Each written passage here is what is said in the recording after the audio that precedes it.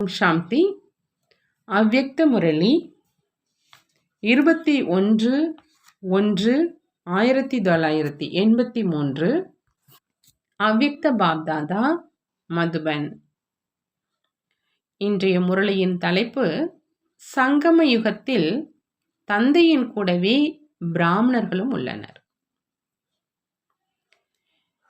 இன்று பாப்தாதா தனது வலது கரங்களுடன் கை குலுக்குவதற்காக மட்டும் வந்திருக்கிறாங்க. கை குலுக்குவது எத்தனை பேர்களோடு இருக்கும்? பாபா கேட்கிறாங்க. அனைவரும் கை குலுக்கி விட்டீர்களா அப்படின்னு. இருந்தும் ஒரு திட எண்ணம் வைத்து உண்மையான பிரியதர்ஷினியாகவோ ஆகிட்டீங்க. அதனால தான் உலக சேவை காரியத்தை செய்வதற்கு பொறுப்பாளராக ஆகியிருக்கீங்க. செய்த உறுதிமொழியில் உறுதியாக இருக்கிற காரணத்தினால பாப்தாதாவுக்கும் கொடுத்த உறுதிமொழிப்படி நடக்க வேண்டியதாக இருக்குது.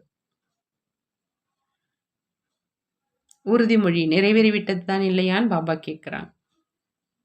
மிகவும் நெருக்கமான கடவுளின் மிக நெருக்கமான நண்பர்கள். ஏன் அப்படின்னா அவங்களுக்கு சமமா காரியம் செய்பவர்களாக இருக்கீங்க. எப்படி தந்தை எல்லைக்கு அப்பாற்பட்ட சேவைக்காக இருக்கிறாங்க, அதே மாதிரி பெரியவர்கள் சிறியவர்கள் நீங்கள் அனைவரும் எல்லைக்கு அப்பாற்பட்ட சேவாதாரிகள். இன்று முக்கியமா விசேஷமான சின்னம் சிறு நண்பர்களாக வந்திருக்கிறோம்னு பாபா சொல்றாங்க. ஏன்னா சிறியவர்கள் தான், ஆனால் பெரிய பொறுப்பை எடுத்திருக்கிறாங்க.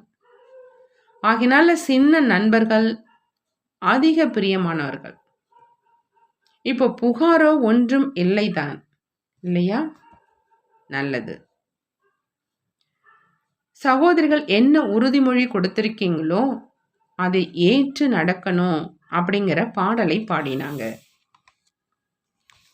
பாப்தாதாவே எப்பொழுதும் குழந்தைகளுடைய சேவையிலேயே தான் மூழ்கி இருக்கிறாங்க. இப்பொழுதும் உடன் இருக்கிறார், மேலும் எப்பொழுதுமே உடன் இருக்கிறார். இருப்பதே இணைந்துதான் என்றால் யாராவது பிரிக்க முடியுமா? இந்த ஆன்மீக ஜோடி சொரூபம் ஒரு பொழுதும் ஒருவர் இன்னொருவர் விட்டு பிரிய முடியாது.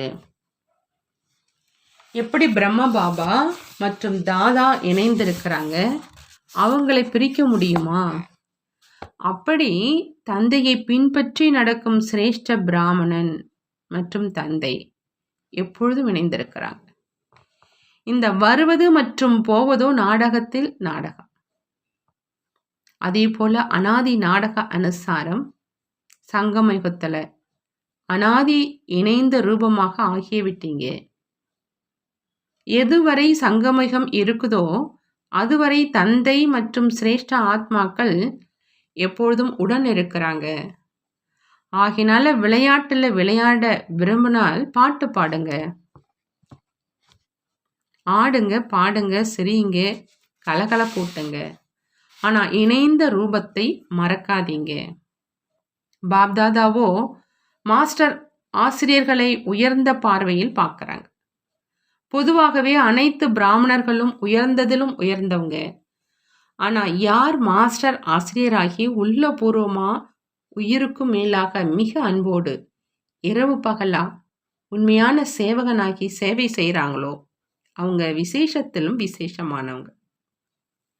இந்தளவு தன்னுடைய சுய கௌரவத்தை எப்போதும் நினைவில் வைத்துக்கொண்டு எண்ணம், சொல் மற்றும் செயல்ல வாங்க. நான் கண்களின் மணியாவேன் அப்படிங்கிறத எப்பொழுதும் நினைவில் வைங்க. நான் நெற்றியின் மணி, கழுத்தின் வெற்றி மாலையின் மணி மற்றும் தந்தையின் உதடுகளின் புன்சிரிப்பாவேன்.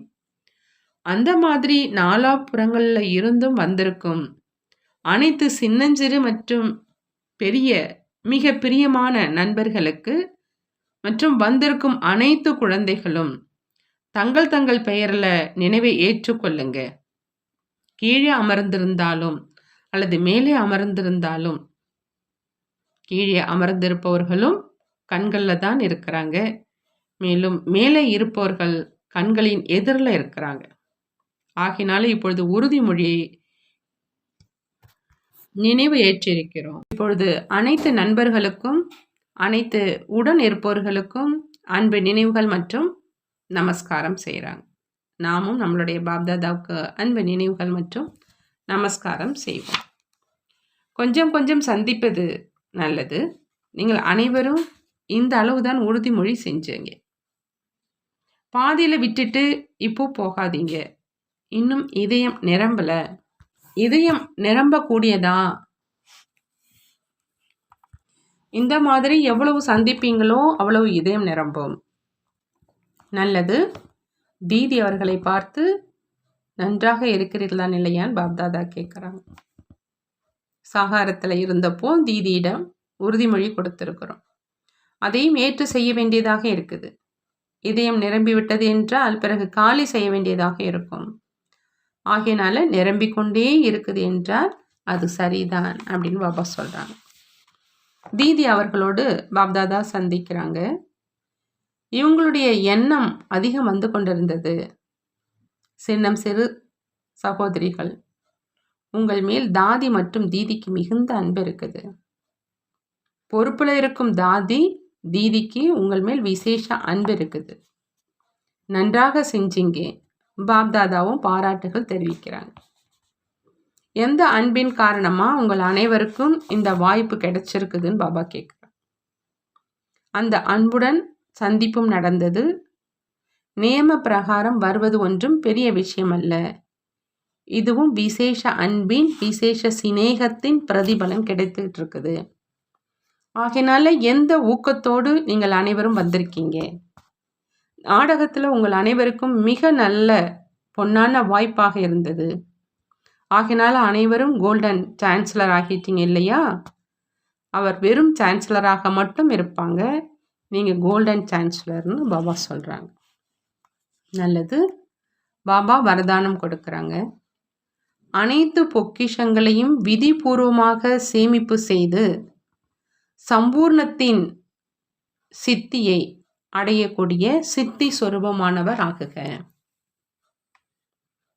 சித்தி சொரூபமானவராக ஆகணும் அப்படின்னா பாபா சொல்கிறாங்க, அனைத்து பொக்கிஷங்களையும் விதிபூர்வமாக சேமிப்பு செஞ்சு சம்பூர்ணத்தினுடைய வெற்றியை அடையணும் அப்படின்னு. 63 ஜென்மங்கள் அனைத்து பொக்கிஷங்களையும் வீணாக இழந்தீங்க. இப்போ சங்கமேகத்தில் அனைத்து பொக்கிஷங்களையும் யதார்த்த விதிபூர்வமாக சேமிப்பு செய்யுங்கிறாங்க பாபா. சேமிப்பு செய்வதற்கான விதி என்னென்ன பொக்கிஷங்கள் இருக்குதோ அவற்றை தனக்காகவும் மேலும் மற்றவர்களுக்காகவும் நல்ல உள் உணர்வோடு காரியத்தில் ஈடுபடுத்துங்க. புத்தி அப்படிங்கிற பாதுகாப்பு பெட்டகத்தில் மட்டும் சேமிப்பு செய்யாதீங்க. ஆனால் பொக்கிஷங்களை காரியத்தில் ஈடுபடுத்துங்க. அவற்றை தனக்காகவும் உபயோகப்படுத்துங்க. இல்லை என்றால் விரயமாகிவிடும். எனவே யதார்த்த விதியோடு சேமிப்பு செஞ்சீங்க அப்படின்னா சம்பூர்ண நிலையின் சித்தியை அடைந்து சித்தி சொரூபமாக ஆயிடுவீங்கன்னு பாபா சொல்கிறாங்க. ஸ்லோகன்: பரமாத்மா அன்பின் அனுபவம் இருக்குது அப்படின்னா எந்த ஒரு தடையும் நிறுத்த முடியாது. பரமாத்மா அன்பின் அனுபவம் இருக்குது அப்படின்னா எந்த ஒரு தடையும் நிறுத்த முடியாது. நல்லது. ஓம் சாந்தி. நன்றி பாபா. நன்றி.